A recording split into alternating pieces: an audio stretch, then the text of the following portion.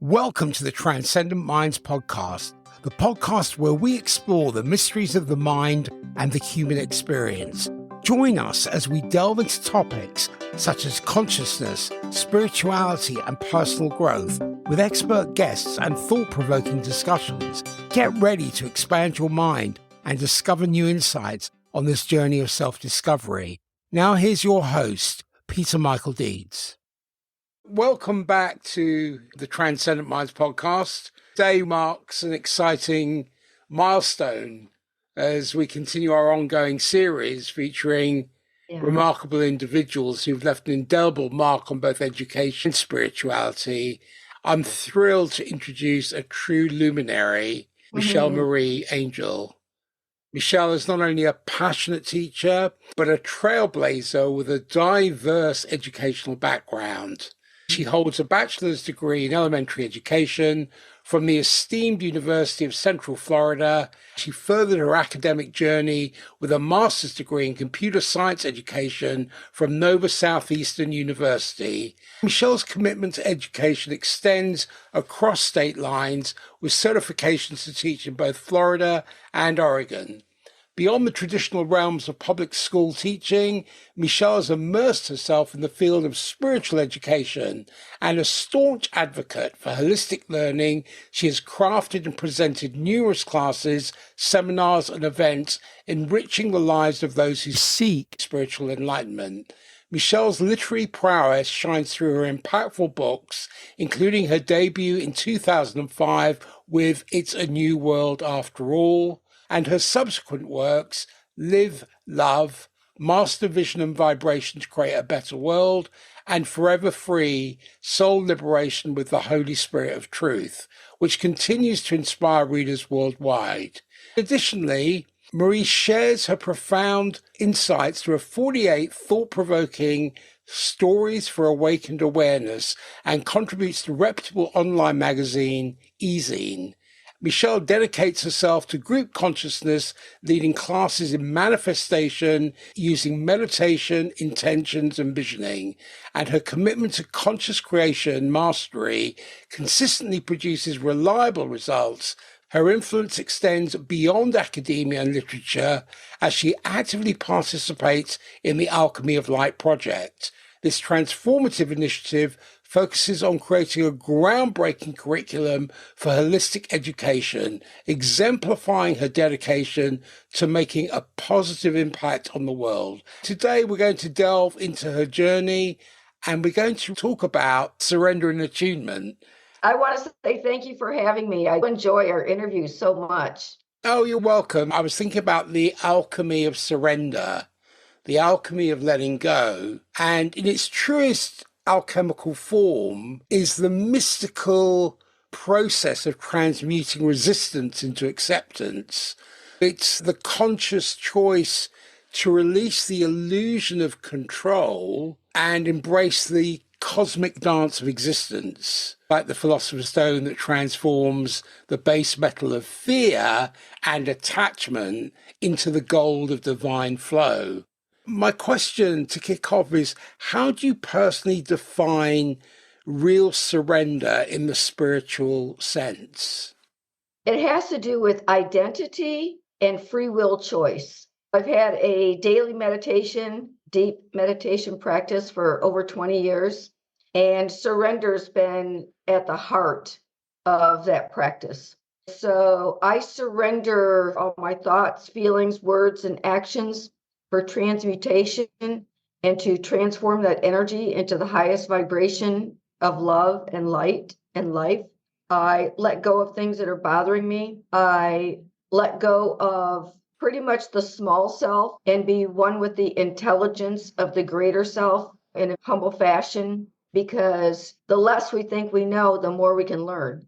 I surrender what I think I know, even what I think I know about myself. It opens up my heart and my soul channel to receive divine guidance. As I attune to God's will, I surrender to God's will and attune to God's divine plan and understand that I am a child of God and an instrument of God. I go in to get guidance and wisdom every day when I meditate. I also use spiritual literature and different types of scripture, like the Bible and the Bhagavad Gita, and also spiritual writings of other people, masters mostly. So, this combination of reading, contemplation, reflection, and surrender has really brought me a wealth of information, inspiration, and divine beingness. I can at once be like the bratty child pouting in meditation, and like the soul who's surrendering and saying, but I know this isn't really a bad thing to resist.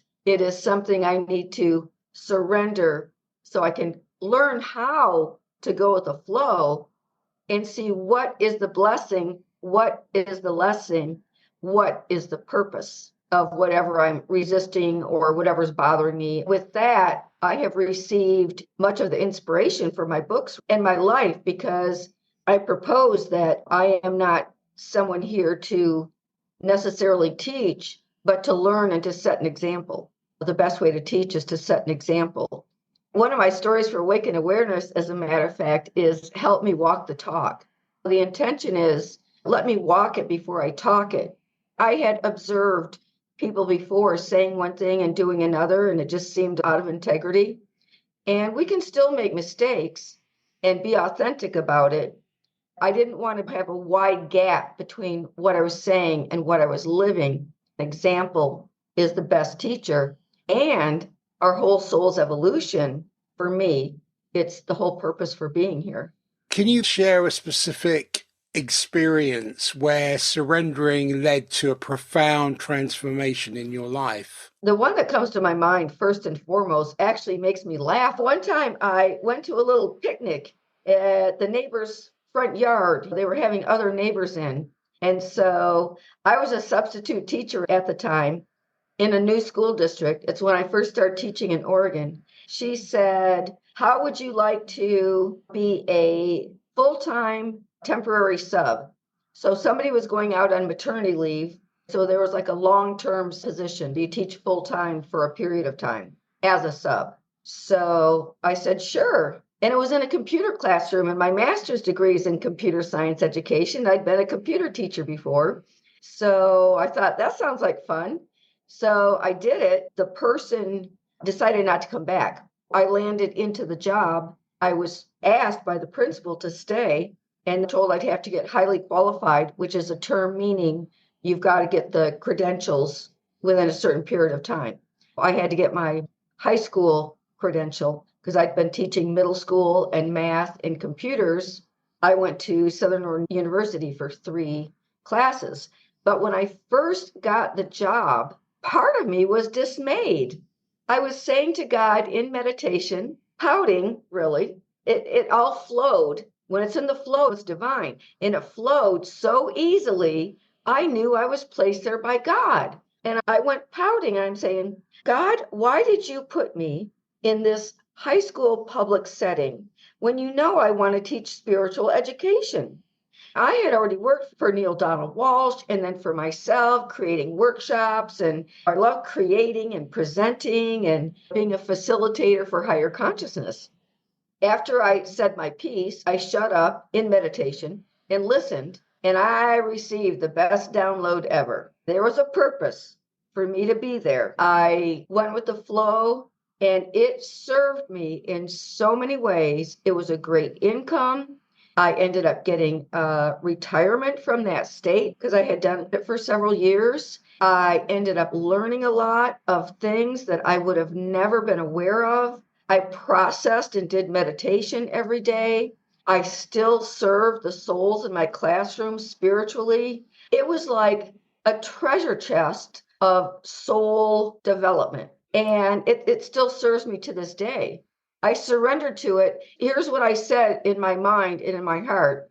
Okay, I'm going to make a difference wherever I'm at. This is where I find myself. I'll do my best here. I did a lot of things that I feel like positively impacted my students. It's interesting because when you proposed this title, it made me wonder about the dance of trust, because I thought about surrender. To my mind, it's not a passive resignation but it's an active dance of trust with the universe.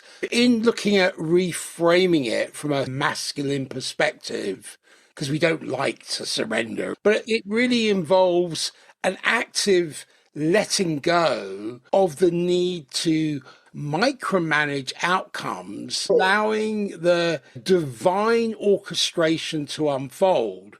So Right. the alchemist of surrender, to my mind, that true power lies in trust, and the universe is the ultimate alchemy workshop. How do you navigate the balance between actively participating in life and surrendering to the cosmic flow? That's interesting because it is a dance. We both transmit, we receive, and we also become observers when we go with the flow. Transmission is putting out there what you choose to experience or create. Receptivity is hearing the guidance and the intuition and the soul's messages through feelings. And the observer going with the flow is completely passive in a way, non-emotional, but I see that this is what is happening. A very objective, neutral observer, sending, if you will, the whole scene and seeing it from a higher point of view. Oh, I see what came before, what came after. I can see another perspective. I can change perspectives up here in my transcendent mind, if you will, and be that objective observer and see the bigger picture and how it fits in. It is a dance because I do transmit when I manifest. I do receive guidance and distinct intuition and also synchronicities, which is part of the guidance. And And are there any practices or insights that have helped you to cultivate a sense of trust in the unfolding of life's journey? yes, I read a lot of literature and study the masters. I love Jesus, or Yeshua, as many people like to say, and I ask for perfect trust and ask to be in that space, in that consciousness of perfect trust. That's another part of surrender. Trusting is part of surrender. My trust has actually grown and strengthened through the years because of the surrender. Everything always turns out fine. I always get through everything. I always end up on top. What I need comes through at the perfect time. I have learned to grow trust from the reliable results from the surrender, going with the flow, and the transmissions. Also, I want to say, like when I'm manifesting, I'll transmit images married to feelings, like the intention, then let that go. Another thing that came to my mind, I was writing some notes, and when you mentioned imagery, I was thinking about the phoenix of surrender. Sometimes I look at the soul as a laboratory. The image that came up was surrender is like the fiery process of the phoenix rising from its ashes. It burns away the old patterns, the beliefs, and the attachments, and paves the way for a rebirth into a higher state of consciousness. Surrender is the alchemy of self-transformation and transcendence. That is a great metaphor or analogy because I picture the moth flying straight into the flame and rising above in spirit. It's like the rebirth. You give up the identity of the physical body and materialism, and you rise in spirit, the true essential self. That's the resurrection, the life, the rebirth. The alchemy that happens by going straight into the flame, which is what we do when we put our attention inside our inner light, surrender to the highest intelligence, that creative intelligence of the oneness of spirit. When we dive right in and give up everything else about the self, then we're resurrected and reborn in spirit. We know oneness. We don't think about it or see it from the outside. We are it. Was there a moment in your spiritual journey where surrender felt like a profound alchemical process? Yeah, within the last 6 months, I would say, I had the intuitive knowing that I had built my light body and my true identity is light. Although I still have a physical body, I'm more identified and I'm wielding the power of the light body, which grace by grace gets built as we do our spiritual practices. I felt like I am this really strong light body. And no matter what, the physical body, it comes from that place of inner knowing, is being transformed by that light body, my true self, that I perceive in a surreal but real way, if that makes sense. Absolutely. Something I've been thinking a lot about and meditating on in terms of light, because I'm an amateur photographer. And for me, everything is about light. And light doesn't lie. It brings everything out into the open. One of the things that comes up is, how do you help others through your programs embrace the transformative power of surrender in their own lives? I can only be the arrow. Each person has their own growth and has to do their own self-realization. But I can be the arrow and the pointer. I can show processes. I can show what I did. I can make bullet points and make things step by step and point out lots of details, which I do, because between the books and the workbooks and the classes and the 12-step ascension process, I have so many presentations and books and so forth that are going to be organized in such a way that they're going to be going out to the public more than just the 3 books that are available right now. I've already produced the 12 steps or workshops for ascension, and I've already shown stories for awakened awareness. My next step in my journey is I am crossing a bridge right now to reach a wider audience. I think it's no accident that we're together, because I think this is also a universal new cycle for people on our wavelength, the Paradigm Pioneers. January 2024, it is change time, bridge time, taking a first few steps into the new paradigm where we're in service. We're also being alert, aware, and looking at signs of synchronicity.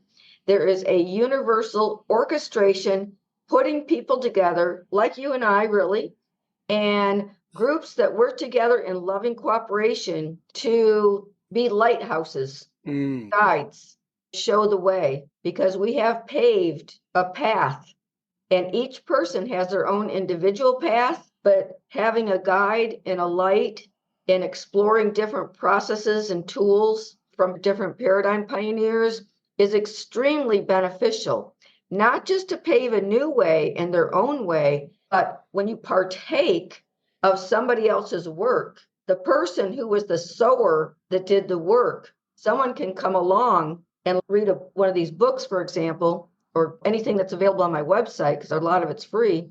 They can be the reaper. In other words, if I sowed and created higher consciousness, they can step into and attune to that field that I've worked many years, and they can be part of that field in that higher vibrational consciousness without having done all the work. I'll give you an example of that. I didn't know this was going to happen, but I gave somebody a reading. This person went into meditation, and after the reading and the feedback, she said to me, "That was the best and deepest meditation I've ever been able to achieve." She was in the same field that I was in. And in my home space, where I create this sacred space, sacred energy, I do more meditation here. Quiet solitude, meditation, writing, that's the energy of where I live. That talks a lot about attunement. When we navigate the frequencies of our existence, then we can look at the resonance and harmony, like the reading you gave that lady who had that experience, because there was resonance, there was harmony. For me, attunement in a spiritual alchemical context is like tuning into the cosmic frequencies that underlie existence. The resonance with the symphony of the universe, like a dance of harmonious vibrations that connect the seeker with the fundamental rhythms of creation. That posits the question of, how do you perceive attunement about resonance and harmony on a personal and universal level? Let's keep it to those two contexts. Yeah. The inner sense within is a feeling of peace that passeth all understanding, the presence of God, and knowing the oneness of the presence of God. So it's a peaceful presence, and it's also attunement to the intelligence that reliably comes through every time you go deep. Once you have reached that 0 point, I'm just calling it 0 point, when you are like right there where you're in direct communion with God without a doubt. It feels like deep peace. You're in the zone. It's very blissful, peaceful, love. I've done many times what I call getting stuck in meditation. It's just that I don't want to leave. I do it in the morning before I have to work or start my day. And I don't want to go to work or start my day. I just want to stay in that space because it feels so good.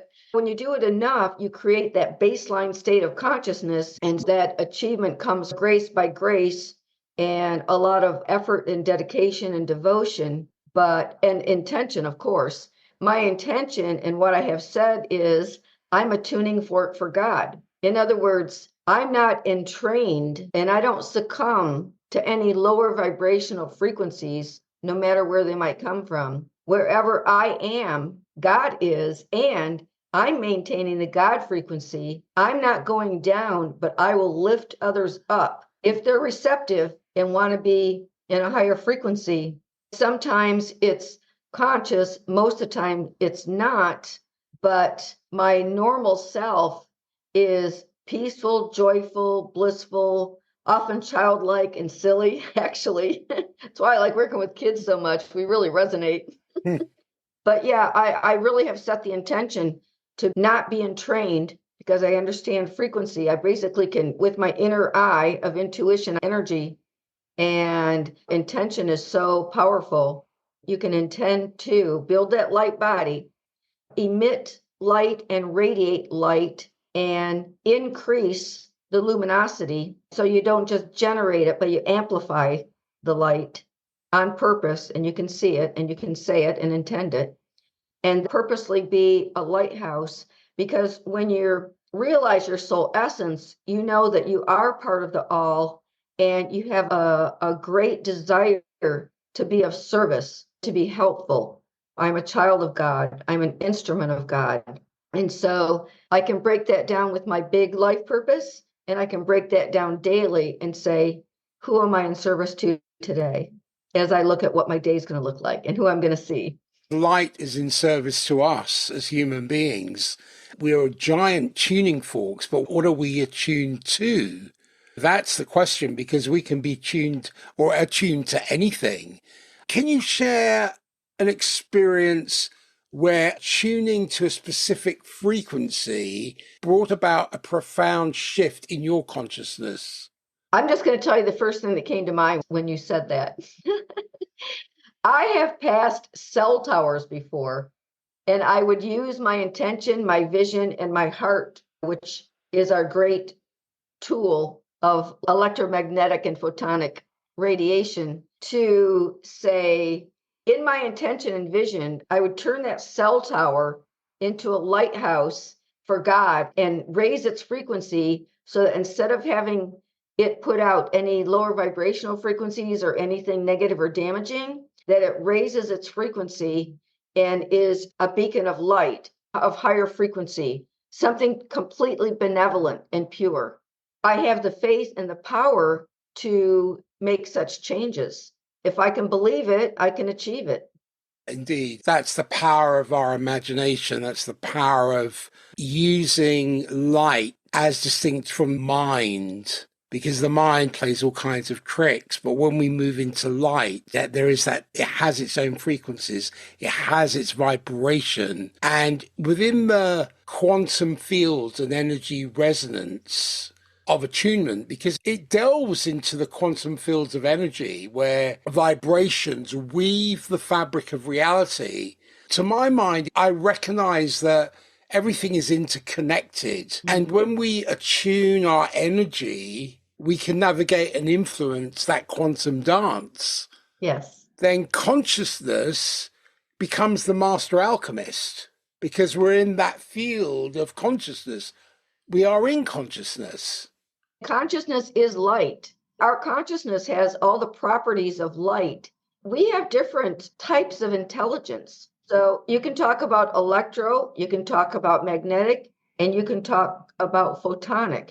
You can talk about the Father, the Son, and the Holy Spirit. You can talk about the brain mind, ego mind, the heart intelligence, and the soul intelligence perceptions. So we have different dimensional frequencies with different types of intelligence. The spiritual intelligence can pick up on much more subtle information than the ego mind intelligence. Each type of intelligence has its benefits. The ego mind can analyze, and it can do data, and it can remember, and pretty much left brain and right brain, and then heart intelligence. That's another way to put it. So I love left brain. I loved math. I loved computers. I love all of that. Well, So that's part of our 3D life. And I yeah. don't think we're meant to escape the 3D life. Yes, we draw in from higher dimensions, intuition, perception, being psychic, clairvoyance, clairaudience, clairsentience, all these things come in from different dimensions. We think, oh, we have to escape the 3D life. We're here to, in a sense, slow down time so we can experience those things. From the NDE that I had, time was irrelevant. Everything was instant. It made me think that maybe I'm here on earth to slow down time so I can experience all of these different aspects of life, which are much more instant in another dimension. But all those dimensions are integrated, like you say. They're part and parcel of intentional attunement, universal, creational, planetary, intentional attunement. Yeah, and we can go in and out of the dimension of time. We can go into no time, no space consciousness. That's the 0 point. We can speed up time and we can slow down time.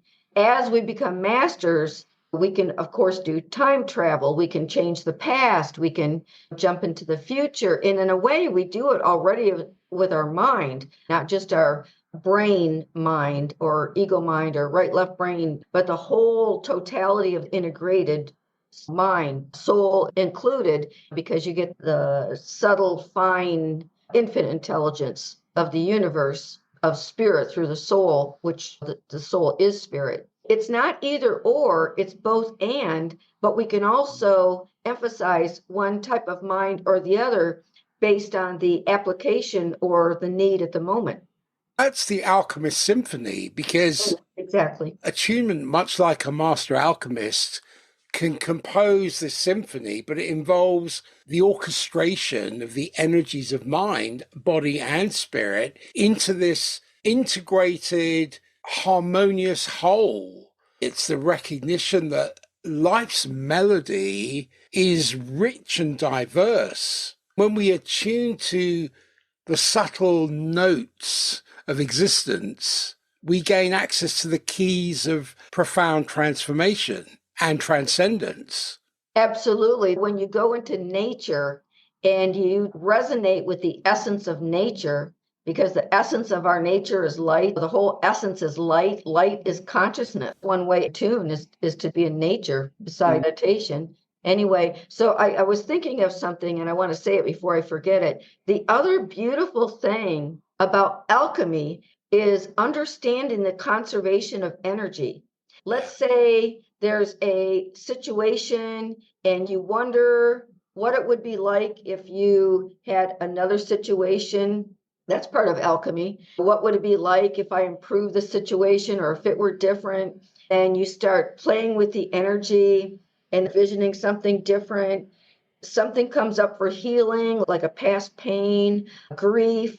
In the conservation of energy, energy isn't created or destroyed, it only changes form. When it comes up for healing, you can go, oh, this is great. I'm not just healing and releasing this energy. Oh, no. I am so powerful that I can take this energy And with alchemy, get the wisdom out of the lead of experience and keep that golden wisdom that purpose has been served and create a new purpose. Lately, I've been using the violet flame because there's always energy to transmute and heal for ourselves, for others, and we're all one anyway. I did a process recently and I called in higher beings of light, angels, archangels, masters, light beings, galactics, and I listed a lot of the names and the ones I work with and everything. And I said, I'm calling this big team in for help. And I made a list of things that I was intending to manifest, which specifically has to do with my service and being of service and my life's mission. That's what I did. I'm in that process right now. I'll pay attention to it and I'll do the transmission and I will be in gratitude that it's already done. The vision of one of the things is a place to teach my classes and do my workshops and everything. This little phrase I heard was, love is the key. I'm pretending I have this key in my hand and it's made out of love, of course. And I'm going into the place. And so I go there in my mind. I look at some of the different rooms. Of course, it has a kitchen because we're going to have to eat when we celebrate. and I have the different rooms and spaces that I'll be needing, including a gift shop. Because I have manifested before, I know that where my mind goes, that's what's coming. That's what my reality is coming. So I've been using the violet flame to transmute, using the conservation of energy, thanking for its purpose, giving it a new purpose, which is to manifest these things in the oneness awareness, knowing that there are higher beings and related guides and angels, and tasking them to be on the team and create this as we're working together in loving cooperation in the divine plan to raise consciousness and to be fun and to be light. I give out awards. There's a lot of laughter. There's a lot of food. There's the classes, of course, and the events. And I have so much fun. And I know I'm creating. This will happen. It will happen. Well, it already has. Yes. But understanding and using consciously the conservation of energy, because one thing that we are all mastering, saying the energy is not created nor destroyed, but when I'm healing, when I'm crying, when this energy is coming up for healing and being released, I'm especially powerful. That's when I need to focus on solutions and my vision in the future and not the past with blame or judgment or remorse or grief or, stuck in lower vibrational energies. Definitely authentically feel feelings, but recognize it all as energy and saying, oh boy, what a gift. This big old energy is coming up. Now I can process the energy through reflection, get that wisdom out, and consciously say, now here's your new purpose. And we speak in terms of vision and the new feeling. The new feeling is joy, peace, love, laughter, unity, cooperation, accomplishment, attunement, and surrender to God's divine plan. Always ultimately surrender. That's a beautiful balance between ecology and economy of energy. When you balance those two things, which is not always an easy task, but when you do balance those two things, then you get this beautiful melody, this harmony starts to happen.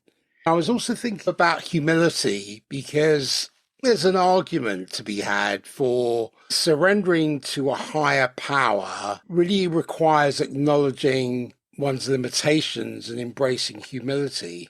That's why we always say to God the glory.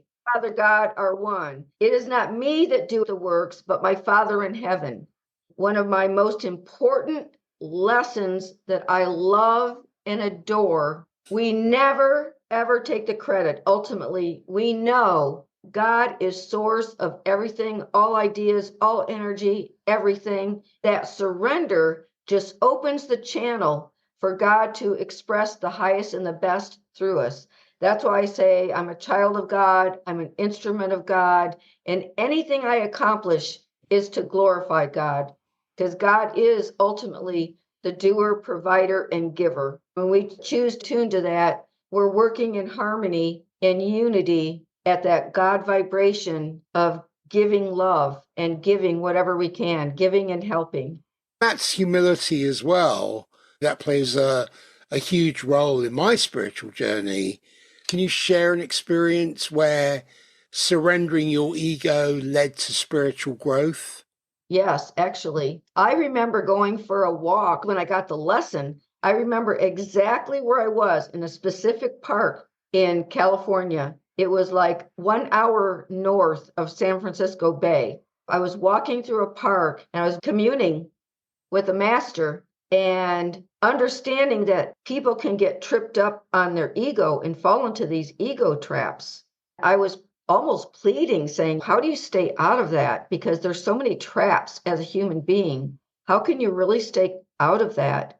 I heard directly, always give credit to God. So I apply that, and recently somebody was complimenting me on something that I had accomplished. I did say, glory to God, all glory to God. It's the learning of it, it's the expression of it, and remembering it and incorporating into your soul. It is such a gift because you do all this work to transmute the ego and realize your true self as the oneness of spirit. When you can partake in the peaceful presence and the infinite intelligence of God through union, who wants to ever leave that space of pure love and pure peace and get ever caught up in the sense of separation that the ego brings ever again? I was solemnly and deeply wanting to know, how do you avoid this trap? And my master guide at that time said, always give credit to God. So I can just say it touched me deeply at many moments in time. If credit is given to me, I pass it on to God. And it's not a one-time thing. It's a way of being. Hopefully I have developed and will get better at, because we always have room to grow. Definitely. You cannot jump over your own shadow. There is a surrender that involves transcending the ego and allowing for that deeper connection with the divine. In what ways has ego transcendence enhanced your spiritual awareness? It's a continual practice, but I am practicing to get over myself already, not taking things personally. When something hurts my feelings and it affects my heart that way, transcending it and looking at it as energy and not taking it personally, and learning the process of getting out of the small self and back to the bigger self on a regular basis in order to process it from that higher dimensional space, so that I don't take things personally. I see the information. For example, something happened in the workspace a few months ago. I felt sad and wasn't feeling like it worked or fit anymore. Instead of feeling like anybody did anything to me, I had to rise above that and go, oh, this is information.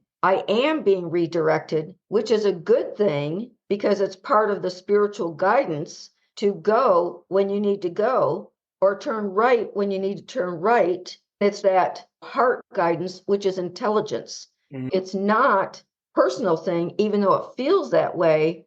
It feels like your feelings are hurt in a way. It's part, and being an empath, feeling deeply, processing that energy and understanding that it's all information. That one helped me very recently. Then new opportunities came into my life. I'm in the midst of crossing a bridge of many changes in my life. And when we go through these changes, there's what we know to be true in this moment, also an understanding that sometimes you have to step into the unknown to get to your next place in the orchestration of the cosmic picture. I was listening to a presentation by Dr. Wayne Dwyer, and he was saying in his 60s, he had this beautiful place to live. He had a massive library, and he gave the key to his daughter and said, sell it all, give it away. He moved to Maui. And it made me think about, even in his 60s, he surrendered and entered an orientation in his life of service acceptance.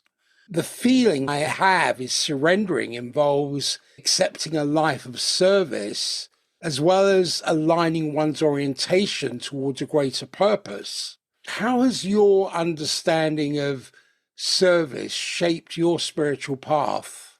Following divine guidance and being of service, when you set these high-level intentions, you go through these spiritual tests and also what I call going through the eye of the needle. You give up everything material and you are surrendered to whatever you have or don't have, and you live by your spiritual wits, so to speak.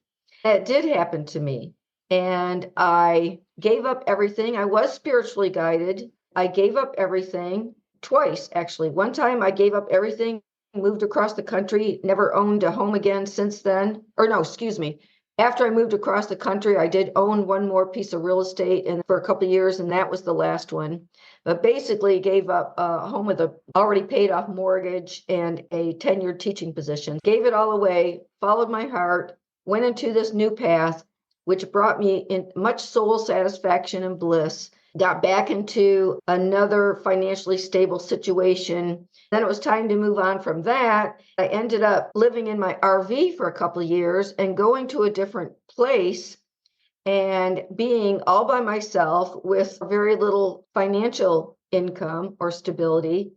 It was very good for me spiritually. There were no material trappings at all whatsoever. I didn't even have my RV for a while. As a matter of fact, someone took me into their home and I slept in the living room for about a month while my RV got fixed because my RV and my van broke down at the same time. I was literally without anything, and a new angel came into my life and provided a place to live for a little. I was going through the purification process. Why I know I was going through that purification process, because I was crying a lot every day for about a month. I knew it was a soul thing. And coming back out of that, I knew because of my meditations and intentions and different things, I understood the process I was going through, the spiritual refinement of the soul. I knew what was happening. But going through the eye of the needle is when you either consciously or soul consciously, because at some level you're in charge of your own life anyway, you plan everything. So you go through this thing, and that was another one of my books is about that, as a matter of fact. And the funny thing is, it's why you have nothing. And then it's talking about the everything that you are and why you have nothing. The eye of the needle is the spiritual rebirth tunnel of leaving the sense of identity and all of those trappings of the material world and then emerging. That's another resurrection. I will always have what I need, clothes on my back, somewhere to sleep. God's got me. Someone always shows up. I am a child of God, and I have a lot to give through who I am, not what I have.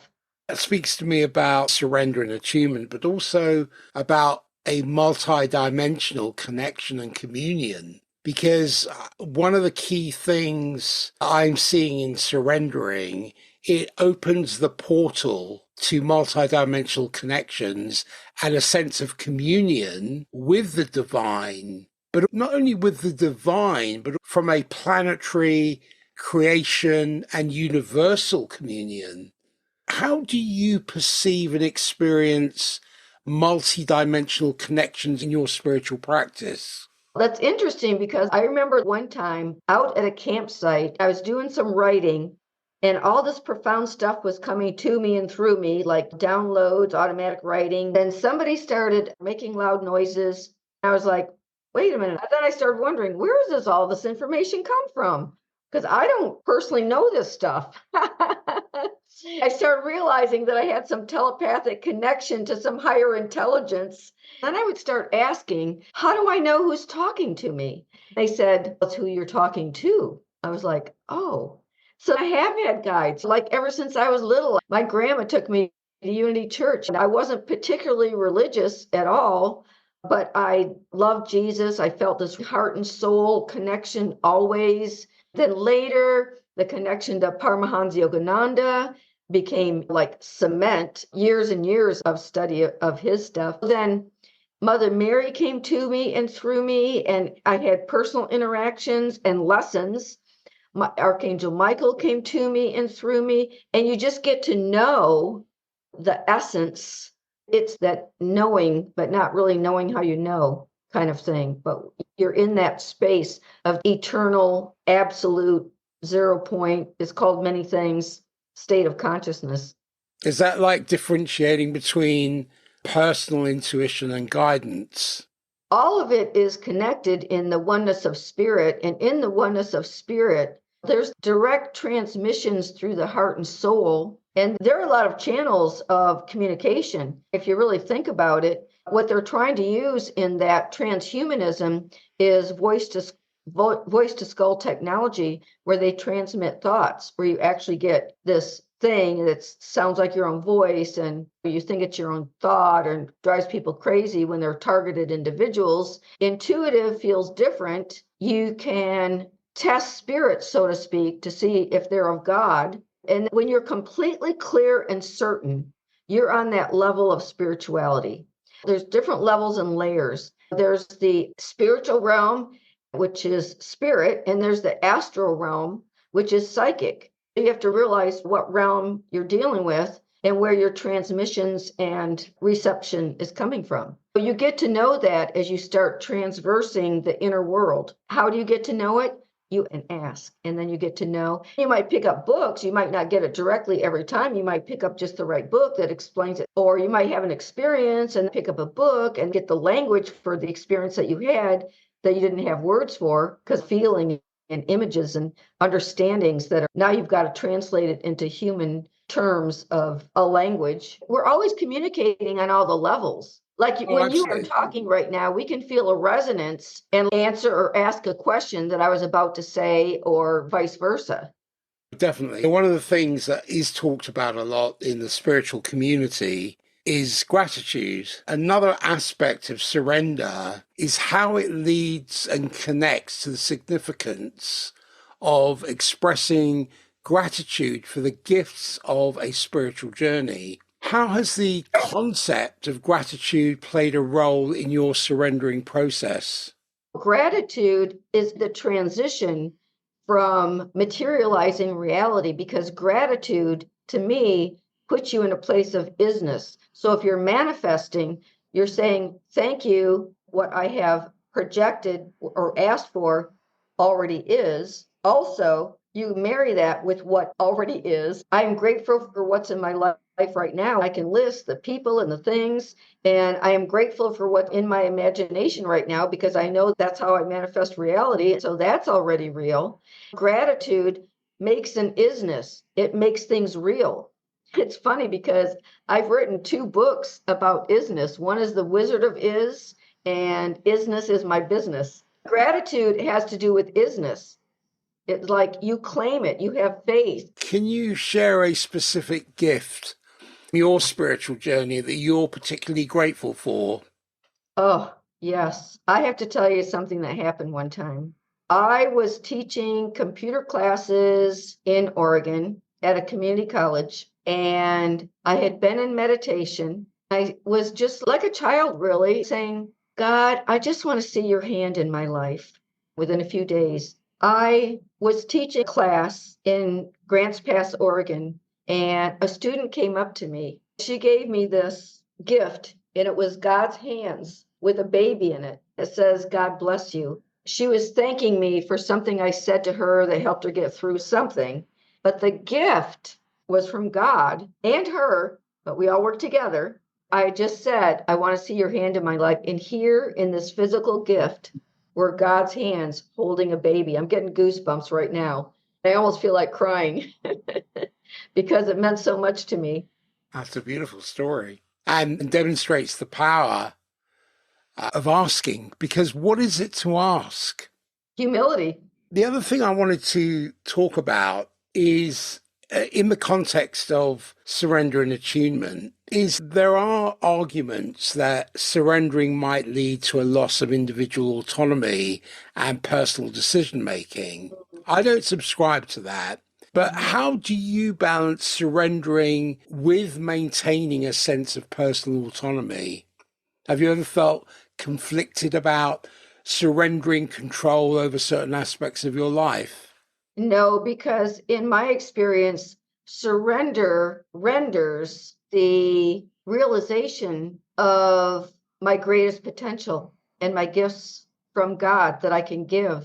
I get gifts from surrendering, gifts of the soul, of the spirit realm, gifts of writing, communication, gifts of a higher being. You learn to give and you get the joy of giving, and understanding my soul's blueprint, being a part of God, because I can understand I can be a fractal of God, be part of all that oneness, at the same time carry my own soul seed of specific unique potential that I get to discover. It's not like anybody else in the whole wide world or universe or omniverse. It is that one piece of God has given me to realize and express, to be an integral part of the whole symphony of cosmic love. There's individuality. It's even more acute individuality, actually, when you surrender to spirit. It's the highest self and the highest potential that's realized, recognized, and expressed. That feels good and joyful and happy. That's happiness. How do you ensure the authenticity and clarity of the messages or guidance that you receive during surrender? That's part one. And part two is, have you encountered situations where surrendering led to unexpected challenges for you? Yes and yes. Say the first part again so I can answer them in part. How do you balance surrendering whilst maintaining a sense of personal autonomy? Yes. So I know that I always have free will choice. For example, I can get guidance and it will resonate within if it feels right. It's resonation, heart vibration, navigation. That's what I call it. That's resonation. I know who I am. I know the truth of my being, and I'm centered in that truth. That gives me the navigational compass to know what feels right and truly is right. On the other thing, surrender and having to face challenges. I remember I'd been meditating for many years, and I said, it's funny now that it's over, but I said to God, Always. oh, okay, God, here I am, a naked soul. I didn't say test me, but I just said, here I am. This is it. I can't remember how I said it exactly in meditation, but I present myself to you as a naked soul. After that, I went through these major challenges and soul tests, but I knew I was getting soul tested. I almost felt like I was telling God I was ready to be tested. Then I went through the most difficult times in my life and I lived through it. It refined and evolutionized my soul. Would I say, oh, give me the worst experiences of my life so I can grow through it? Not on a human conscious level, but on a soul level, I think I did exactly that, to tell you the truth. I brought it on by surrender. I'm like, here I am. I surrender. This is my whole soul surrendering to you, God. And I called it a naked soul. I went through all that and look, I'm still alive. Some might argue that surrendering might result in an unhealthy dependence on external forces rather than personal empowerment. How do you maintain that balance between surrendering but taking responsibility for your own life? In what ways Yes. has surrendering empowered rather than hindered your personal growth? It's always a paradox, and it's not either or, it's both and. That's the thing. The mind, when it wants to understand a concept, they'll have the duality. It's this or it's that, and there's dark and light, but in the paradox, it's all integrated. I wrote a poem called Paradox, as a matter of fact. It is a new world after all. And it's very interesting, but you're speaking to paradox. But the mind has a dualistic nature. When you're trying to understand a concept, you have a this and a that. And that can be useful. But if you get caught up in a concept and don't release the concept into the paradox of that integrated intelligence, you could get stuck in just the concept. But when you release that, then you can get a broader, deeper understanding that comes from the wholeness and the oneness of the infinite intelligence. And believe me, when you surrender to this greater intelligence, There's a thing in the Bible that Jesus said, I believe it was Jesus saying, lean not onto your own understanding. It's basically, if you're giving up a pea brain to get a global brain, you really come out ahead, right? Surrender is like that. You're not giving anything up that you don't receive something greater for in the end. What advice do you have for individuals who struggle with incorporating surrender into their spiritual practice? If you think about it like you're surrendering your difficulties, the small sense of self, which gives you a sense of separation, you're really getting rid of the things that are most difficult in your life or cause difficulty or resistance. You're always getting something better when you surrender. When you're talking to God and you're facing the light within your own heart and soul, the surrender is to something higher. Now, I wouldn't surrender to anybody but God. You don't go around surrendering. This takes discernment, discrimination. You have to understand it's surrender to God and the greater self, which is also you and your highest potential. You have to really understand what surrender is, I would say, and that it is nothing but beneficial. Have you faced any challenges in maintaining a surrendering application or mindset, and how did you overcome them? Surrender is a daily process for me. I do it in meditation every day. I release things, I let go of things. I even have one vision that if things are troubling me, I have a vision called the law of diminishing concerns. And I'd have these air balloons that people go in with the baskets, hot air balloons. I imagine myself putting my concerns on a piece of paper, putting them in the air balloons and letting them go. That's the law of diminishing concerns. I let go of them. I know that higher intelligence will solve those. Beautiful. And what's been your experience today? Oh, it's been great as usual. I love the way that you can elicit things that I would have never thought to share. You really have a gift, and I appreciate your gift. I appreciate being able to speak and share what my work is about, because I really am here to help people and be of service. If my books or any of my websites or anything can be of help to anybody, I always say a lot of it's free because there's a wealth of information on my websites. I just say, God bless everybody on your path. Everyone's doing great. Everyone's doing the best they can in every moment, and we are growing by leaps and bounds. Every one of us is equally special, unique, and needed at this time. Where can people find you, Michele? They can find me at www.smile4love.com. They can email me at the same address, michele@smileforlove.com, Michele. From there, you'll see my other websites and links. There's a whole network of links and so much to review and share. It's a little playground of spiritual information. So thank you. That's it for today's episode of Transcendent Minds. We hope you enjoyed this exploration of the mysteries of the mind and the human experience. If you have any questions, comments, or suggestions for future episodes, we would love to hear from you. Be sure to subscribe on Apple Podcasts. And if you feel inclined, please leave a rating and a review, as this goes a long way. And follow us on social media to stay up to date with the latest episodes. Thanks for tuning in, and until next time, keep transcending your mind.